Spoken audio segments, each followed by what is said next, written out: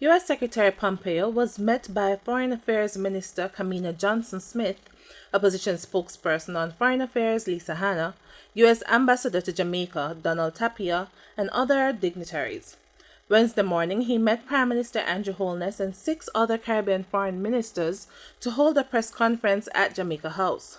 Prime Minister Andrew Holness has chided some CARICOM countries for seeking to create an artificial divide in the 15-member bloc with the visit of U.S. Secretary of State Mike Pompeo.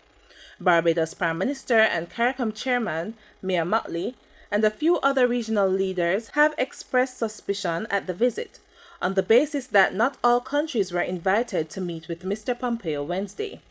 However, speaking at a joint press conference with Mr. Pompeo at Jamaica House Wednesday morning, Mr. Holness said Jamaica does not engage in any policy that would divide CARICOM. He said all must respect the sovereignty of countries to determine how they structure their foreign policy. When friends ask to be hosted or for us to host them, we're friends, and so we do that. We're friends with the United States. So we are happy to host here, not to the exclusion of anyone. And if anyone wanted to attend, they just had to signal. From my perspective, we would have done everything to ensure that they are present.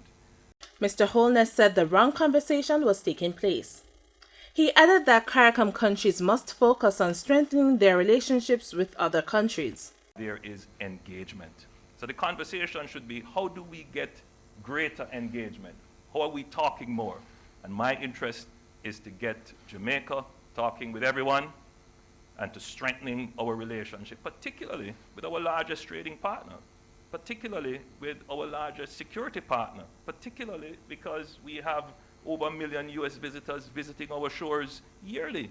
We have significant economic, social, and cultural interests, so we should never seek to create an artificial divide. Jamaica's interest is to unite the region for prosperity, freedom, and peace.